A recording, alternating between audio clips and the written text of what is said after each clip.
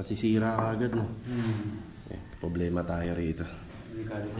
Hindi natin nakalain na matatanggal to. Anong kapal-kapal na tingnan nyo, oh.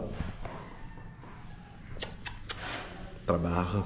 Mga Karawas, good morning po. Good morning. Kamusta po tayo lahat? Ito another day and another house improvement ngayong araw po ng Huwebes, July 10. Ayan, welcome back po muli dito sa aming channel. Bali ito mga Karawas, napanood nyo naman po dito sa first intro natin. Ayan, may problema tayo rito sa Riego de Dios project. So hindi porket tapos na yung flooring, yung floor area, ay magdediretso na po tayo para sa mga finishing installation. Sa mga finishing installation, nakagaya po ng tiles, PVC panel, partition. Yan, uunahin po muna natin yung floor area. Yung nakita natin na makapal na yon, so ipapatanggal po natin yon. Bali ipapabakbak po natin yon para pag nag-install tayo ng tiles, hindi po matadama yung tiles sa kapak po ng ating floor area. Kaya ito mga Karawas, samahan nyo po muli kami ngayong araw na to, ngayong araw po ng Huwebes. Yan, project update din po tayo sa mga ibang ongoing project natin. Let's go! Tara! Okay, good morning sa mga client owner namin. Nandito ako kila Master Batang. Ito yung steel window dun sa TNB sa project natin sa Athena, sa Phase 6. Yan, nabasag na rin yung salamin niya. Then papapalitan na lang po natin to ng reflective glass. Yan ang si Vincent, si Bombom. Ano Bom, nag-almasal ka na Bom? Okay. Yan. Pakisabi kay Papa mo yung sa corner na sinukatan niya. Full screen. Full screen lahat. Pre, full screen lahat daw, pre. Isama mo na daw yung sa corner. Ihiwalay mo nga lang yun kasi may-ari ang ang magbabayad. Wala pa ba dito yung atin? Wala pa. Ay, isa iba to. Kamilya. Yan. Pre, yun na ako. Pinapaanohan ko lang to, pre. Reflective na lang. Reflective na lang. Oh, pero yung sa bintana doon, isabay niya na. Yung sa may basag. Anong kailangan to? As soon as possible sana eh. Lalagyan ko mamaya. Para daanan na lang ni Dindo ng tanghali. Pagpasok niya. Bumili rin pala tayo ng flexible hose. Yan dalawa. Kailangan to sa Riego. Si Marvin, good morning. Good morning. Yung flexible bin. Dalawa. Pakibigay kay Kuya Boy. Thank you. Okay, bali kahapon meron tayong mga binili na brush, roller. Preparation po natin yan para sa finishing. So yung materials na yan, hindi po muna natin nilalagay dito. Kukontrolin po kasi natin yung gamit para kahit naman papano hindi masyado magasto sa materials. So, may mga pauna naman tayo materials dito. Good morning nga po pala kila Ma'am Catherine, kila Sir and family. Good morning. Yan, may paparating tayong buhangin dito mga Karohaus. Yan, ubos na. Gusto ko sana itong part ng area na to laging malinis. Kung kaya naman umakyat ng truck dito mamaya, dito na lang. Or diskarte na lang ng mga kasama natin kung saan.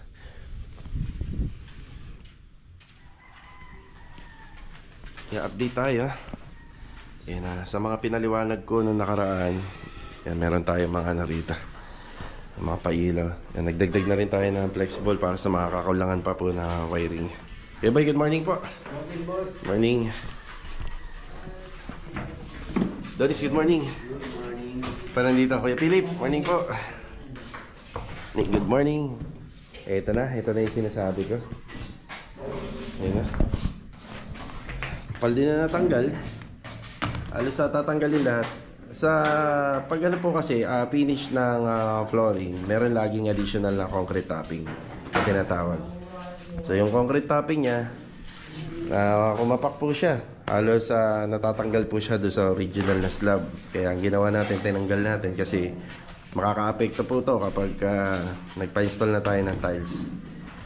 Kung gusto nyo maging matibay yung installation ng tiles at wala magiging problema, dun pa lang po sana sa compact ng lupa, kung sa pinaka-ground at saka doon sa slab, walang problema para mas walang magiging problema doon sa tiles installation. Parang sa pader din lang yan. Kung halimbawa yung preparasyon ng pader ay may problema sa umpisa, halos matapos, ganoon din ang mangyayari. Rusty, good morning Rusty. Good morning. Mr. Jojo, good morning. Good morning. Lag, good morning Lag. Good morning. Ganda weather natin ngayon. Ganda. Okay, ano ba mauuna? Ceiling or tiles? Ceiling, okay. Tinuro ko na sa inyo yung ano yung gagawin. Parang nabura yata yung mga markings natin. Pag-iwan ka ng ano, mga markings na lang sa ano. Para may, ano may yung hulog dito. Iyan na lang, sir. Doon na lang sa Basta yung usapan natin, pag nag-partition, hindi kalamay yung ano, taas. Yung taas, hindi magiging kalamay yung ano, kasi panel yan, dugtong yan, makikita yan. Hindi yan hard deflex, yung hard deflex may tatago mo eh.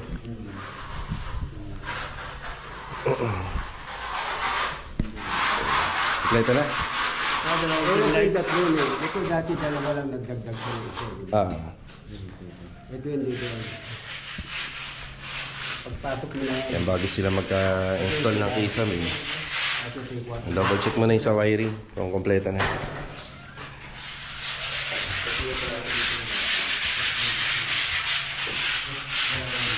Pader natin. Maganda-ganda na. Kasi alanganin dalawa eh.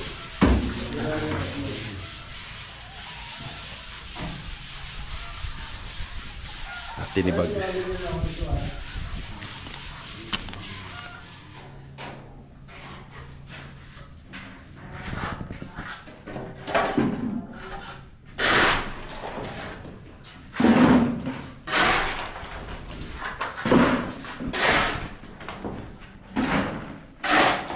Tinanggal.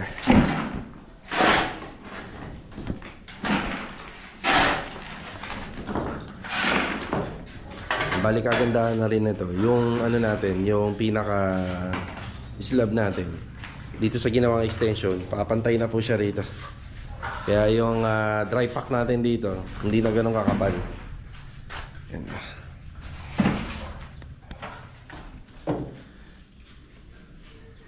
Para-paraan na lang muna. Bali dito muna namin na hinuhulog yung ano, yung panambak sa gilid. Tapos dito nga po pala nagpa-deliver tayo ng metal studs na.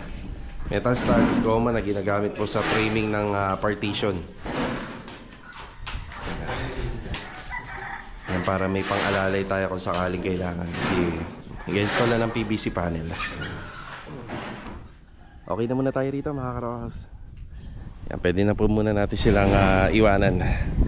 Yan, bali may paparating na delivery dito, buhangin at saka yung metal studs na tinutukoy ko. Yan, pupunta muna kami ng Wilcon. Yan, titingin po tayo ng tiles na gagamitin doon sa harapan doon sa may Anyana project. Yan, tapos para doon sa Phase 6 project natin. Tara. Nandito po kami sa Anyana Bel Air Central. Yan, meron tayong bibisitahin dito. Merong nagpapa-ocular visit sa atin. Ayan na. Check natin yung kanyang unit. Baka yun na yun.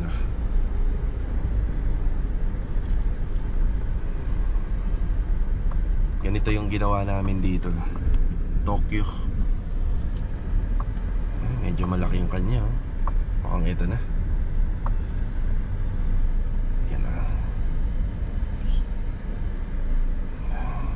Bali mga karos, nandito na po tayo sa Anyana Bel Air Central. Yan, sa unit po nila client. Bali ito nga po pala ay merong 4 bedrooms. Tapos merong 3 toilet and bathroom. Ito yung pinaka master's bed.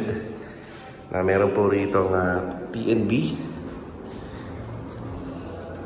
Ganoon din dito. May TNB sa pagitan po ng hallway. 2 bedroom naman po rito. Pinaka-stairs niya, nasa gitna po nitong interior house, floor area. Ito nga po pala ay merong laking 100 square meter lot area and 135 square meter floor area.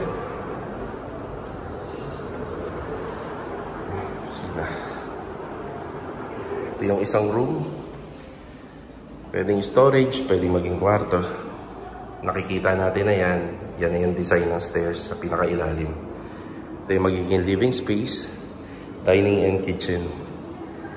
Pero kapag nalagyan na po ng extension to, mas luluwag, mas lalaki. According kay client, ang gusto niya mga ipagawa po rito, yung extension ng bahay. Yan, medyo malaki po to. Medyo mahaba. Very good. Yan, gusto niya magkaroon ng extension dito sa gilid. Tapos ito nakapagos. Kakaroon po ng balcony dun sa dulo and fencing.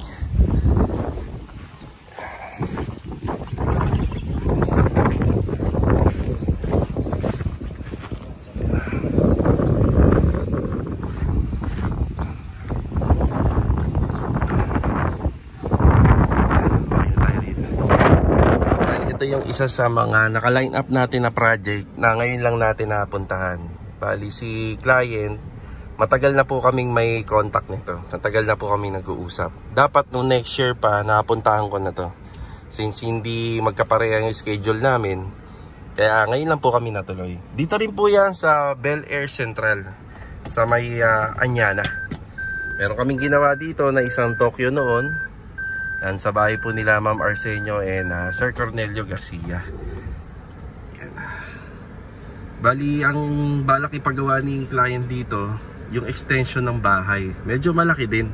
Siya nga po pala, isa itong Natalia Model Unit. Yan, dito sa Anyana. Yan na. Maraming salamat po uli kay ma'am, kay client. Ali, ipo-forward ko na po sila kay architect at saka dun sa ahente namin na nag-aasikaso ng mga requirements. Nandito na rin po tayo sa Anyana. Ang tagusan nito o yung labas nito, kabilang side, ayun yung unit. Araw-araw natin dinadaanan yan. Diyan lang pala pagpasok dito. Bali, pupunta muna pala ako ng Wilcon. Meron akong bibilhin na tiles. Kung sakaling meron dito sa Kawit, pagbalik ko, i-deliver ko dito sa Anyana Bel Air East sa project natin. Mamaya na ako dadaan dyan. Nahin ko muna yung materyales na para po dyan. Okay, maraming salamat po uli kay client owner.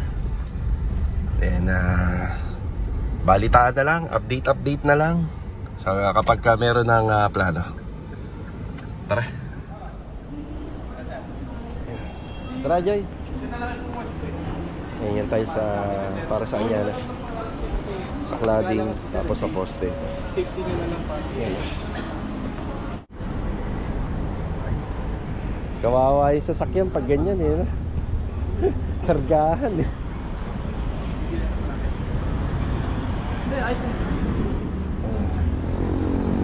60 by 120, medyo malaki kasi. Yeah, dito.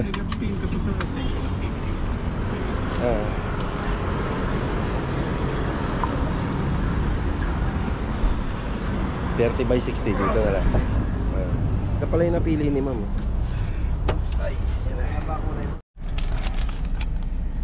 Yung binili natin dito sa Wilcon para sa project po rito sa Anyana Bel Air East. Ayan, bali, magkano siya lahat? 5,680. Ito yan. Tapos yung tiles doon sa likod.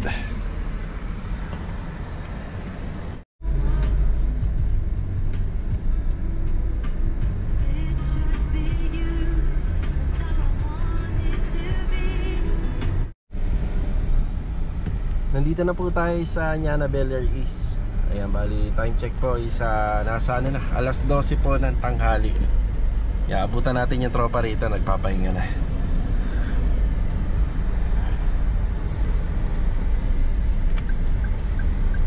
Simula naman kaninang umaga, ngayon ang patanghali, hindi naman nag-uulan, hindi nag-aambon.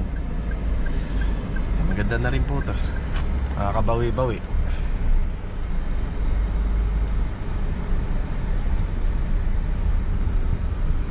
Pinapalitadahan na pala nila itong bandang likod.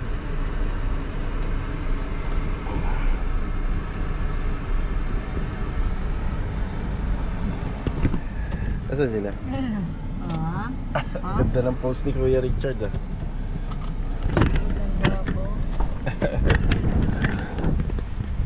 Kuya Richard tsaka Kuya Sandy. Gandang araw. Sino kasama niya? Si Kuya Dami nandyan? Okay, bali yung binili natin na 60 by 120 dito gagamitin yun. Yan.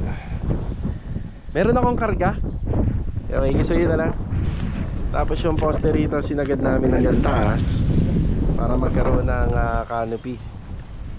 Kasi yung canopy rito, yan.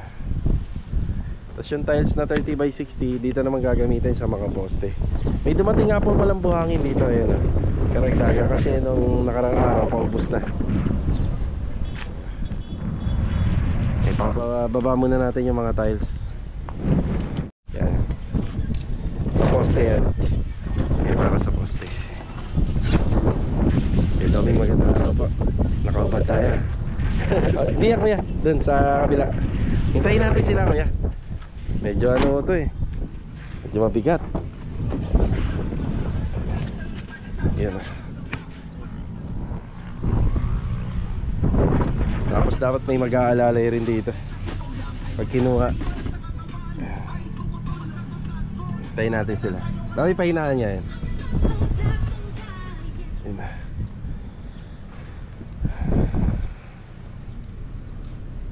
Kaya dito ka para maalalayan palabas. Yan. Sige. Usag-usag lang muna, usag-usag lang. Pag yung kayod ko ya, wag yung kayo rin, masira yung upuan. Yeah. Di bali, kumuha naman tayo nung sasakyan na parang ano siya, para siyang L300. Magamit natin sa pantrabaho. So sa ngayon, taste lang muna. Alam ko may magko-comment sa inyo. Pero unahan ko na kayo. Taste muna rito. Yung owner type jeep kasi natin na ibenta na natin kay Master Batang. Isa na lang. Last. Ganun po ulit kuya. Ating gawin. Yan. Sige. Yan.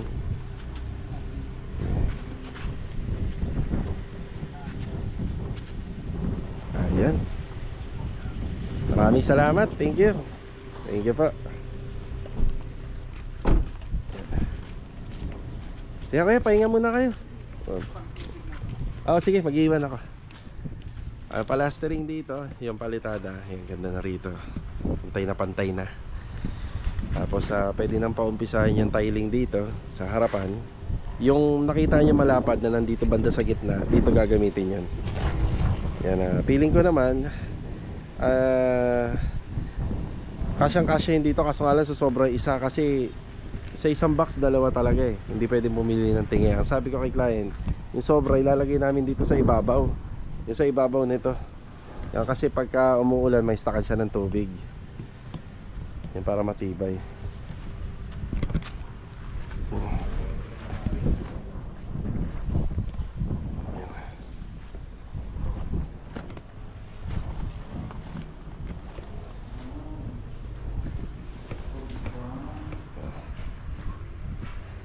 Sa likod, ito na pala yung likod eh. Laki rin malawak din. Pwede nang paumpisahin yung mga ano nito, palitada, plastering. Pag natapos yan, pwede na po tayo magpa-schedule. Papadeliver tayo ng inside gutter, pantrases. Tapos dito tatanggalin. Yan, tatanggalin po to. Yan na, pwede na tayo mag-schedule ng ceiling, kisame. Yan, mabilis na lang to. Tapos ito, kaya may mga extra dowel tayo rito. Magpapasintada po tayo pataas. Sintadahan yan. Yan. Okay na. Pahinga muna kuya.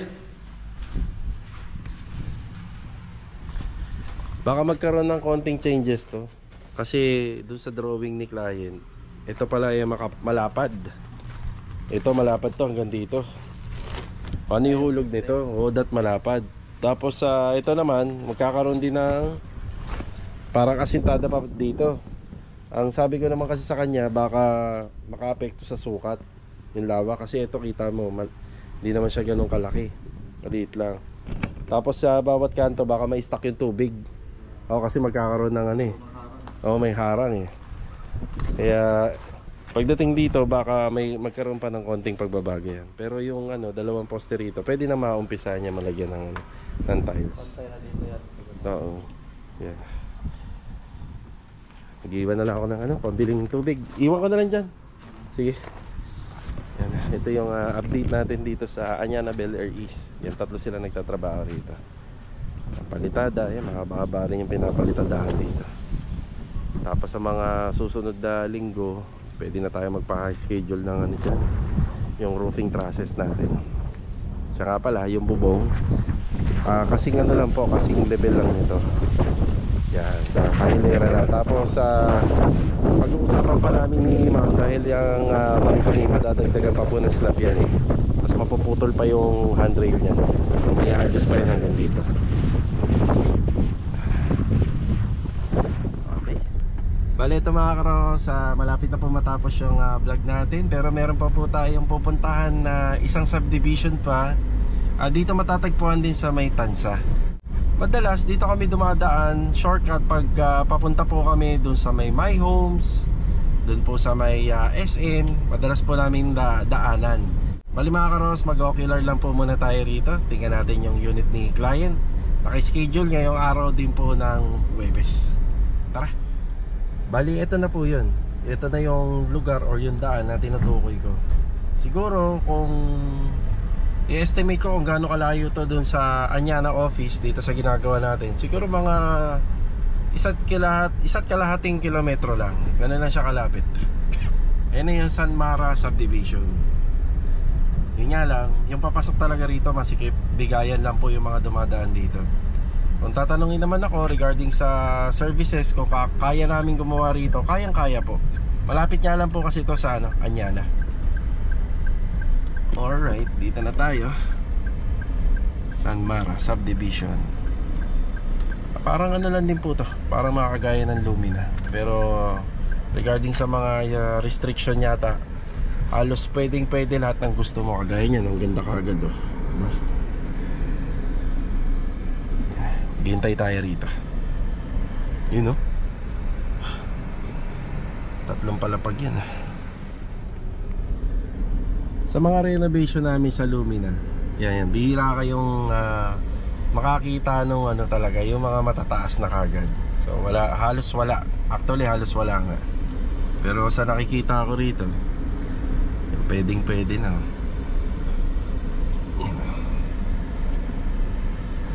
Yan, ang titingnan lang naman natin dito is yung location. Luwag ng kalsada, kagaya nito. Kikita natin, medyo marami yung mga sasakyan na mga nakapark. So titingnan natin yung magiging stock file. Tingnan natin yung bahay. Ayan, kagaya niya no. Yan, pwede yan dito. Sagad na. Okay. Dito si sir. Yun. Okay. Opya. Ayun. Ayun pala yung client natin. Ayun yung bahay nila. Yan. Okay na po tayo rito. Bali, hindi na po ako pumasok sa loob. Yan, hindi na tayo pumasok sa loob. Tapos ayan yung harapan niya. Bali, ang balak niya rito is full renovation. Pero ang una kong tinitingnan dito, saan natin ilalagay yung buhangin, graba, hollow blocks, mga bakal. Kasi pagdating po doon sa loob, hindi naman po ganun nakalaki yung loob. So kung dito naman, playground to. Tapos ito, tapunan ng basura. Hindi naman natin pwedeng ilayo ng husto yung mga materyales natin. Kasi syempre may mga iba nakatira dito, hindi rin maiwasan na baka mawalan. So yun ang unang tinitingnan natin. Yan, maraming salamat sa pa-ocular po ni client dito. Yan, hindi ko na natanong yung pangalan niya. Yan. Tapos kung sakali, lahat naman po ng pinupuntahan natin, interesado din po talaga sila magpagawa. Pero yung iba ko kasi kumukuha lang din ng idea. Tapos yung ibang mga interesado talaga, ipinakikilala na po kagad namin doon sa mag-aasikaso ng mga requirements.